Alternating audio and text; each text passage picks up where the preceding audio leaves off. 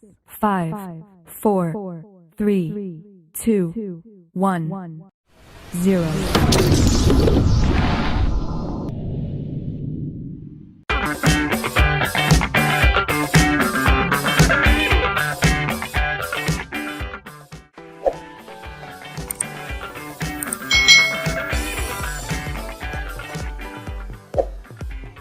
Hai hai hai, selamat datang di channel YouTube Kak Citra. Apa kabar adik-adik semuanya? Kak Citra berharap kalian dalam keadaan yang baik, sehat, dan siap untuk belajar ya. Hari ini kita akan belajar bersama-sama untuk mata pelajaran tematik kelas 3. Kita belajar di tema 6, energi dan perubahannya. Subtema 2, perubahan energi, pembelajaran yang pertama. Mari adik-adik kita belajar dengan penuh semangat ya. Adik-adik, energi itu tidak dapat diciptakan oleh manusia. Energi juga tidak dapat dimusnahkan loh. Energi hanya dapat diubah dari satu bentuk ke bentuk lainnya. Bagaimanakah perubahan energi terjadi dan bagaimana manusia memanfaatkan perubahan energi tersebut? Ayo kita pelajari bersama-sama. Di sini ada bacaan yang berjudul perubahan energi. Lani sedang membantu ibu di dapur. Lani memperhatikan kompor yang sedang menyala. Lani bertanya kepada ibu, bagaimana kompor itu dapat menyala? Kompor itu dapat menyala karena ada bahan bakarnya. Bahan bakar yang sering digunakan untuk kompor adalah minyak tanah dan gas. Sekarang sudah jarang ya orang memakai kompor yang menggunakan minyak tanah adik-adik. Energi pada minyak tanah dan gas adalah energi kimia. Nah, minyak tanah akan diserap oleh sumbu kompor. Nah, ini adalah kompor minyak adik-adik kalau kalian belum tahu ya. Nah, di bawah sini akan ada sumbu ya seperti tali. Lalu di sini adalah tempat minyaknya, tempat minyak tanahnya. Minyak tanah itu seperti bensin itu adik-adik, tapi khusus untuk kompor. Nah, kalau sudah nanti talinya ini akan menyerap minyak tanah yang ada di dalam sini. Lalu kalian harus menyalakan sumbu kompor. Nah, sumbu kompornya disulut api hingga menyala seperti ini.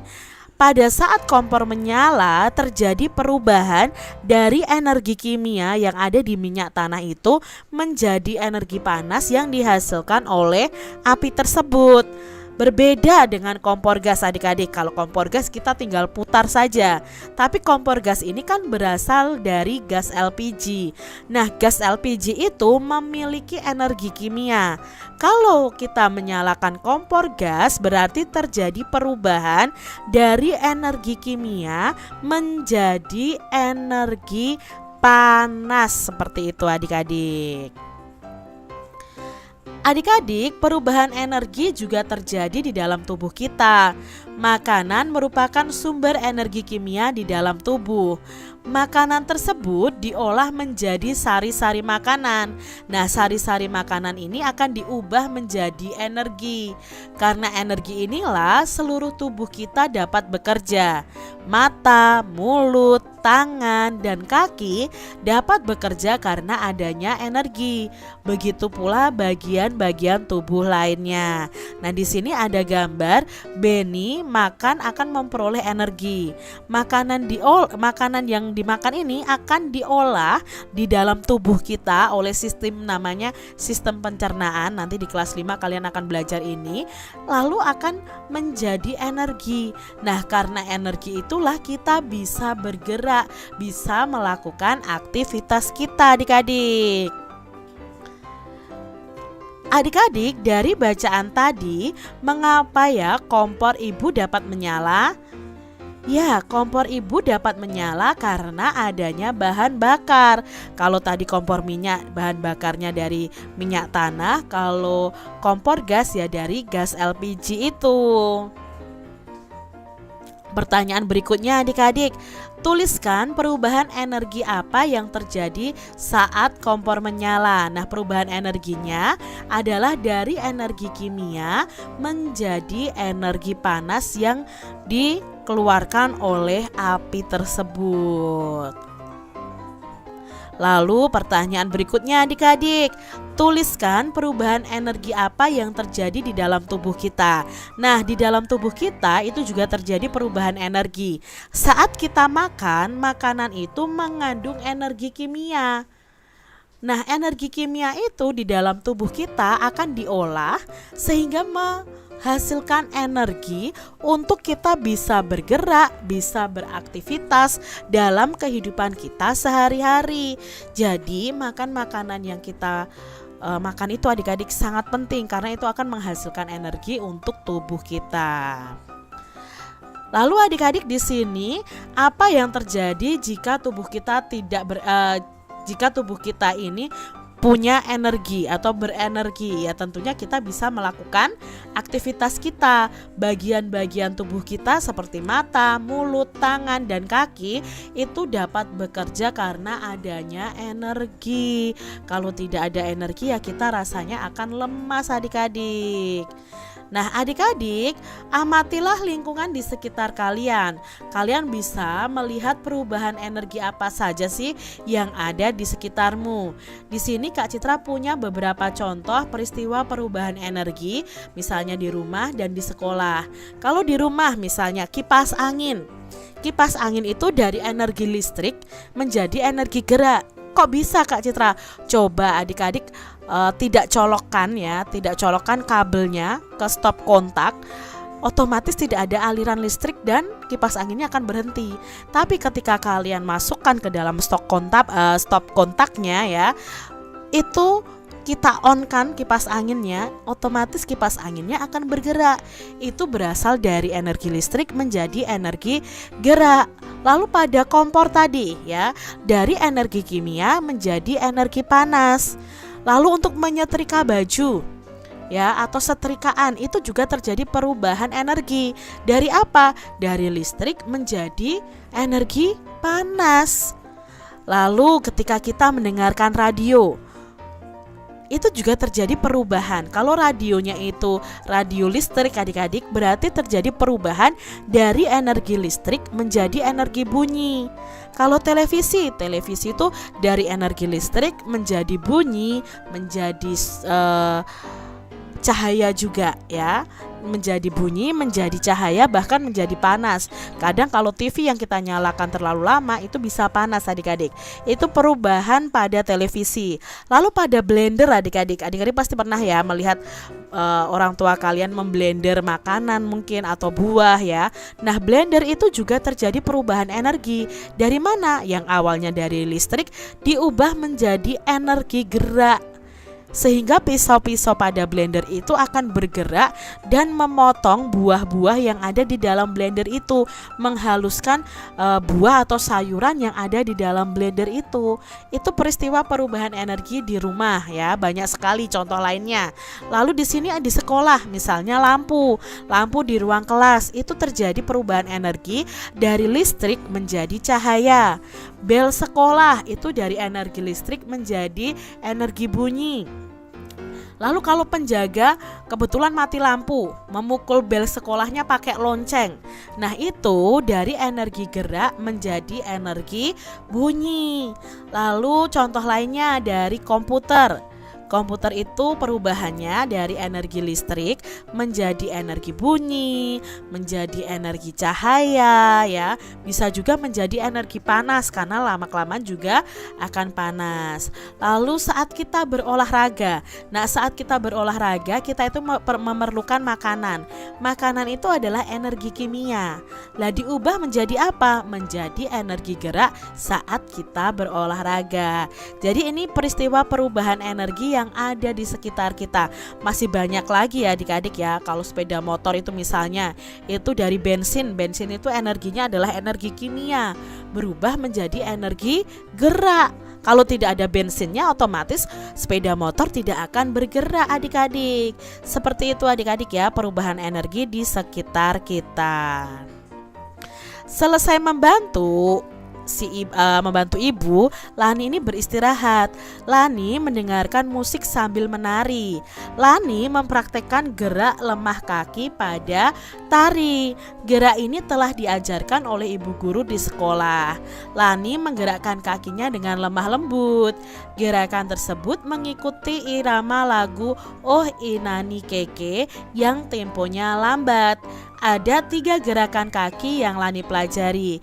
Berikut ini urutan gerakan yang dilakukan. Gerakan pertama yang dilakukan oleh Lani adalah gerakan ini adik-adik. Pertama, tangan bertolak di pinggang, lalu kaki kanan dijulurkan ke depan menyilang ke kiri.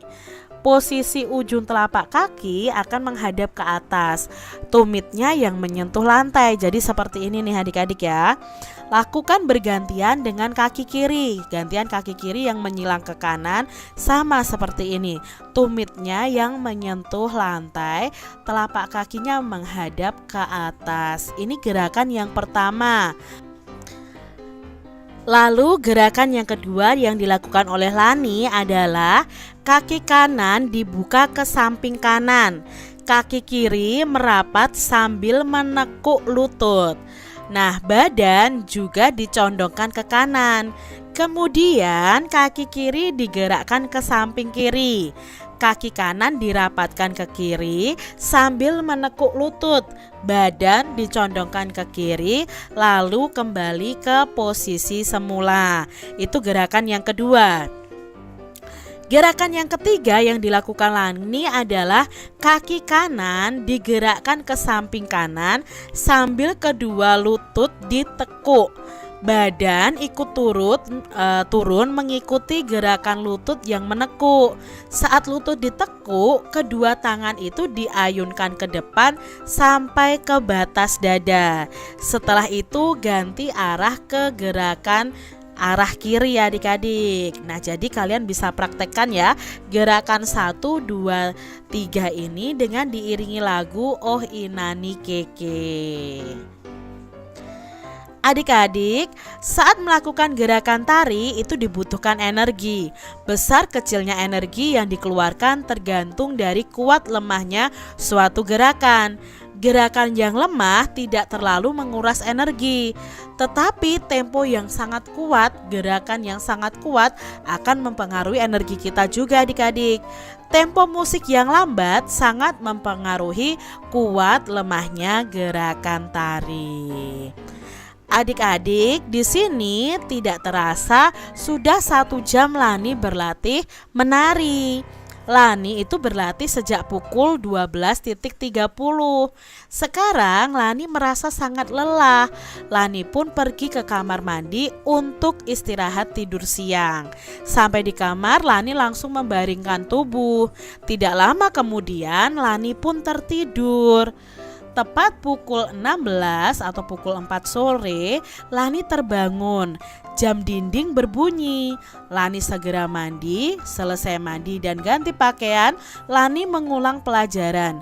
Kebetulan ada pekerjaan rumah yang harus dikerjakan. Lani mengerjakan PR dengan serius. Tidak terasa jam dinding menunjukkan pukul 17.30. Pekerjaan rumah Lani telah selesai. Nah, dari cerita itu kita akan bersama-sama menjawab pertanyaan yang ada adik-adik. Yang pertama adalah tidak terasa sudah 1 jam Lani berlatih menari. Lani berlatih itu sejak pukul 12.30. Pukul berapa Lani selesai latihan menari di rumahnya? Tunjukkan dengan jarum jam. Nah, berarti di sini Lani itu memulai latihan menari pukul 12.30 dan dia itu latihannya selama 1 jam. Maka untuk mencari tahu waktu selesai latihan itu sama dengan waktu mulai ditambah lamanya latihan. Waktu mulainya pukul berapa? 12:30 ditambah 1 jam. Nah, di sini kita bisa membuat penjumlahan bersusun seperti ini adik-adik. 1 jam itu jadi nanti akan ada 2 cara, yaitu 1 jamnya ini tetap 1 jam atau diubah ke dalam menit. Nah, adik-adik perlu ketahui Kalau 1 jam berarti angka satunya itu kita letakkan sama-sama di angka penunjuk jamnya. Kalau belakang ini kan menit, kalau depan ini kan jam. Nah, kita jumlahkan, kita luruskan dengan jamnya. Berarti 12 ini adik-adik. Lalu kita tambahkan 0, lalu 3, 2 ditambah 1, 3, satunya turun. Nah, selesai nih. Berarti Lani selesainya latihan itu pukul 13:30. Itu cara yang pertama. Tapi Kak Citra punya cara yang kedua. Ingat dulu, 1 jam itu sama dengan 60 menit. Lalu kita tambahkan, kalau 1 jam ini 60 menit, 12.30 ditambah 60. 60-nya itu 60 menit, makanya ini lurus ke menit. Seperti itu adik-adik. Lalu baru kita jumlahkan, 0 ditambah 0, 0. 3 ditambah 6, 9. Tapi ingat, nah tidak ada menit 90. Paling lama itu menit 60. Jadi 90 menit itu sama dengan 1 jam lebih 30 menit.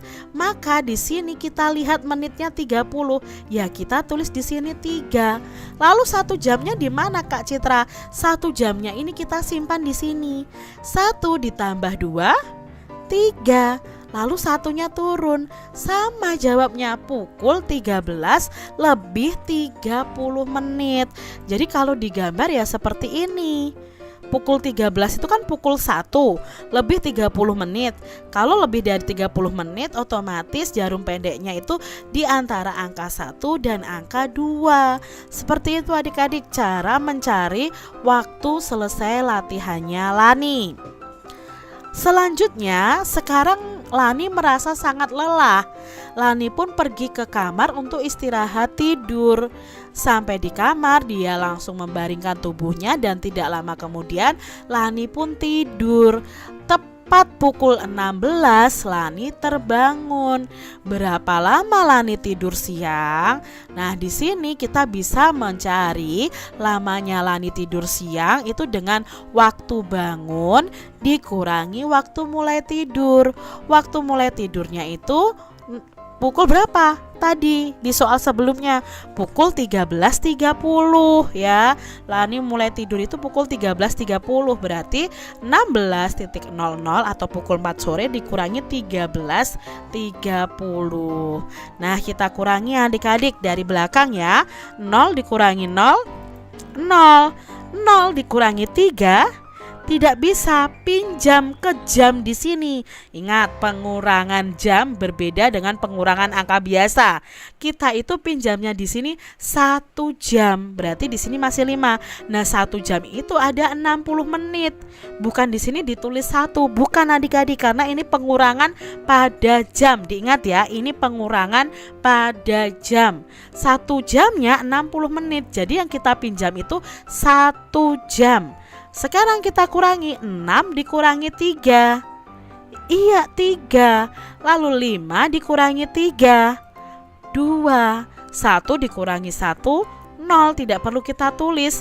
Berarti berapa lama Lani tidur siang? 2 jam lebih 30 menit.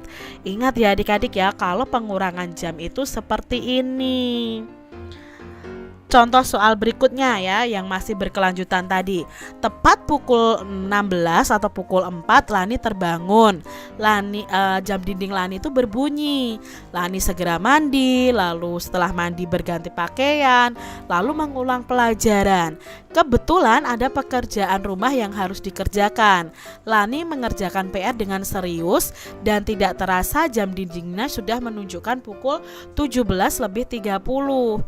Pekerjaan rumah Lani telah selesai.